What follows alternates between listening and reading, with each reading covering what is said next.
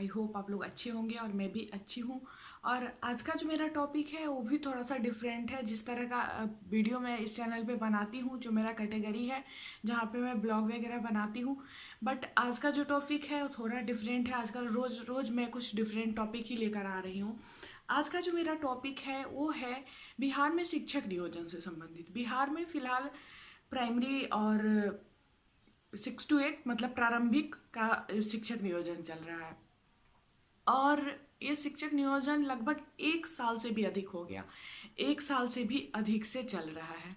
सबसे पहले मैं आप लोगों से, जिसको भी जो मेरी बात बुरी लगे तो मैं पहले ही सॉरी बोल देती हूँ, क्योंकि अगर मैं किसी के तरफ से बोलती हूँ, एक के तरफ से बोलती हूँ, तो एक को बुरा लगना स्वाभाविक है। क्योंकि जो भी बातें मैं बोलूँगी तो किसी एक की तरफ से नहीं बोलूँगी मैं। मतलब जिसकी तरफ बोलूँगी, जो मुझे सही लगेगा अपने हिसाब से वो मैं बोलूँगी, तो फिर जो दूसरे वाले हैं उनको बुरा लगेगा ही। तो उसके लिए मैं पहले ही सॉरी बोल देती हूँ। आपको बुरा नहीं लगना चाहिए, अगर लगेगा भी तो उसके लिए सॉरी।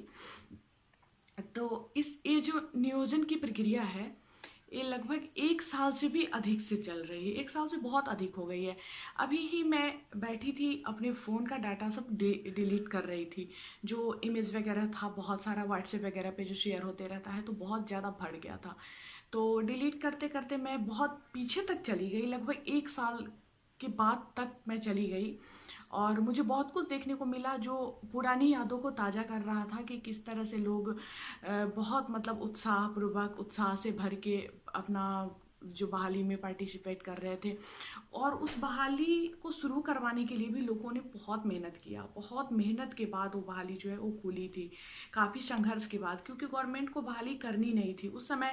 समायोजन से संबंधित लेटर वगैरह आ रहा था कि जो मिडिल स्कूल में शिक्षक है उसी को समायोजित कर दिया जाएगा। जैसे ऐसा था कि कहीं ज़्यादा शिक्षक है, कहीं कम शिक्षक है, तो उसमें से मतलब समायोजित कर दिया जाएगा। लेकिन दबाव बना स्टूडेंट का, और चुनाव भी आने वाली थी, तो इसको लेकर गवर्नमेंट के ऊपर दबाव बना। और फिर काफ़ी आंदोलन, मतलब अपने मन से गवर्नमेंट इस वैकेंसी को नहीं निकाली थी। नोटिफिकेशन को देखे होइएगा, आप लोग भी उसमें पार्टिसिपेट किए होइएगा।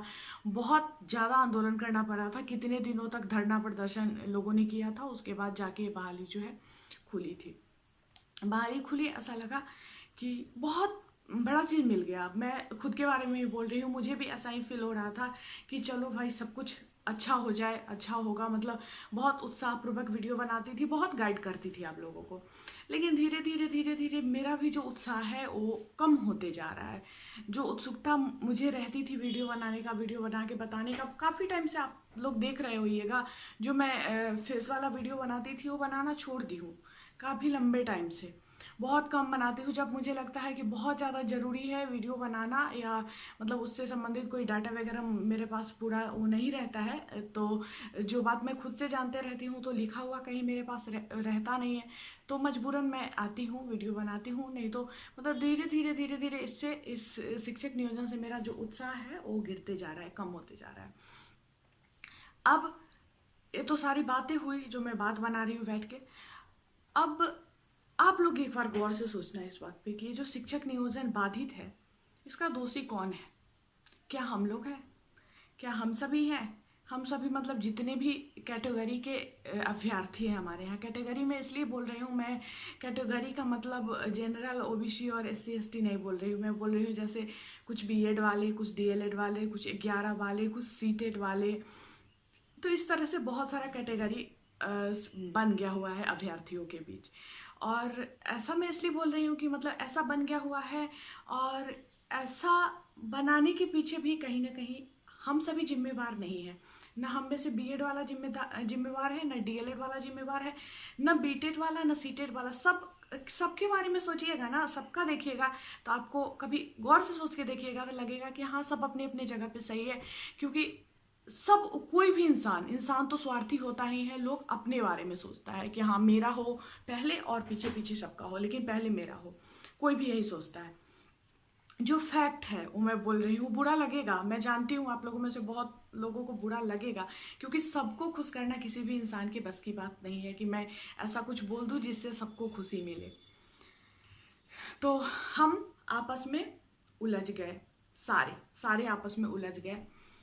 और कि पहले मुझे होना चाहिए, पहले मुझे होना चाहिए।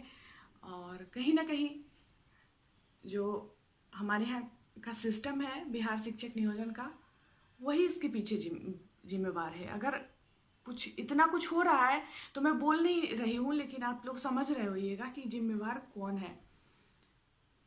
जिम्मेवार हम सभी नहीं है, हम सभी अभ्यर्थी तो एक होके, हम सभी अभ्यर्थी एक होके आंदोलन करके बहाली को खुलवाए थे।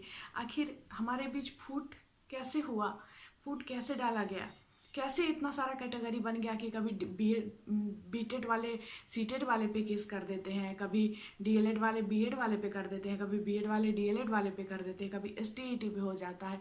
ये कितना सारा केस हुआ अपने यहाँ, कितना का फैसला भी आ गया, कुछ निगेटिव पॉजिटिव जो फैसला आता है आते गया। और देखिए कि मतलब चुनाव भी अब आ गया है, लेकिन हम लोगों का नियोजन नहीं हो पाया, नहीं हो पाया नियोजन। जबकि चुनाव के बारे में ऐसा 100% बोला जा रहा था कि पक्का हो जाएगा चुनाव से पहले, सबको लग रहा था। कोई भी इंसान ऐसा नहीं हो, कोई भी अभ्यर्थी ऐसा नहीं हो जिनको नहीं लग रहा हो कि ये चुनाव से पहले ना हो जाए। सबको लग रहा था कि ये चुनाव से पहले हर हाल में हो जाएगा, लेकिन परिणाम क्या मिला?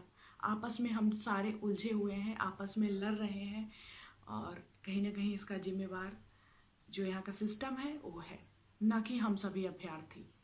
हम सभी तो एक ही थे, बहाली खुलवाने टाइम कोई अलग नहीं था, सब एक थे कि जल्दी से बहाली खुले। और वैकेंसी भी अच्छी खासी थी, ऐसा लग रहा था कि सभी का हो जाएगा। क्योंकि जो आप लोग डाटा देख रहे हो तो डाटा देख के लोग घबरा जाते हैं कि हाँ, एक मुजफ्फरपुर में ही 1 to 5 में 80,000 एप्लीकेशन आया है, तो क्या 80,000 मुजफ्फरपुर में ही स्टूडेंट होंगे? नहीं, सारे जगह के स्टूडेंट हैं, यहाँ तक कि अदर स्टेट के भी हमारे यहाँ सारे अप्लाई किए हुए हैं। तो सारा मिला के उतना है, और वही लोग सारे जगह गोल गोल घूम रहे हैं। क्योंकि हमारे यहाँ का जो नियोजन का प्रक्रिया है वो गड़बड़ है, वो सही नहीं है। नियोजन का प्रक्रिया अगर सही रहता तो ऐसा होता ही नहीं। कब का हो गया रहता, कब का नियोजन हो गया रहता। अगर नियोजन करना रहता तो कब का हो गया रहता। और आगे देखिए, अब लोग ये भी उम्मीद लगा के मतलब बैठे हुए हैं कि हाँ, चुनाव के बाद होगा, और ऐसा बोला भी जा रहा है बार बार कि चुनाव के बाद होगा होगा। और चुनाव से पहले हो भी नहीं सकता, क्योंकि सही बात है, जो मामला कोर्ट में है तो उसके विरुद्ध कोई नहीं जा सकता, गवर्नमेंट भी नहीं, कोई नहीं जा सकता। तो कोर्ट चलते रहेगा हमारे यहाँ, और पता नहीं बहाली कब तक हो पाएगी।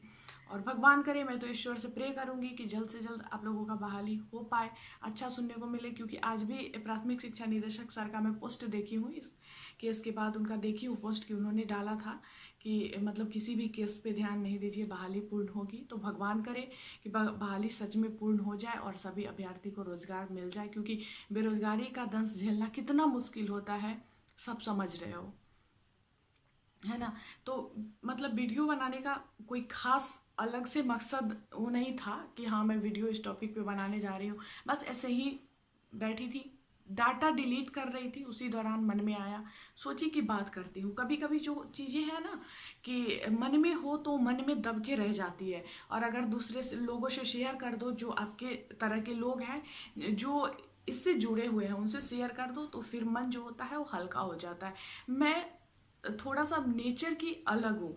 मैं ना किसी भी इंसान से, किसी भी जितने भी मेरे सब्सक्राइबर हैं, चाहे वो इस चैनल के हो, उस चैनल को, तीनों चैनल की मैं बात कर रही हूँ, मैं हार्टली जुड़ जाती हूँ। हर एक लोगों का कमेंट आता है ना, तो मैं कोशिश करती हूँ कि उनका जो समस्या है उसका समाधान मैं कर दूँ। बशर्ते मैं सभी का रिप्लाई नहीं दे पाती हूँ, लेकिन मेरी कोशिश ज़रूर रहती है कि जो समस्याएँ थी उस समस्या का समाधान मैं कर दूँ। और चलिए, तो ज़्यादा बात नहीं करूँगी, यही सब चीज़ें थी जो मैं डिलीट कर रही थी। तो मेरे सामने सारा, जो कहते हैं ना कि आंखें बंद करो तो गोल गोल घूमता है, सारी चीज़ें याद आने लगती है कि हम कैसे सोचा करते थे, कैसे ये हुआ करता था। मतलब मैं बहुत सारी बातें हैं, मैं आगे अपने ब्लॉग में बताऊँगी। बहुत कुछ है जो सपना जैसा था, वो सब मतलब धीरे धीरे पूरा नहीं ना हो के लग रहा है जैसे वो सपना चूर होते जा रहा है। तो इसलिए मैं बोल रही हूँ। तो यही मतलब कोई ख़ास मकसद नहीं था वीडियो बनाने का कि मैं वीडियो बनाऊं, अचानक से बन गया।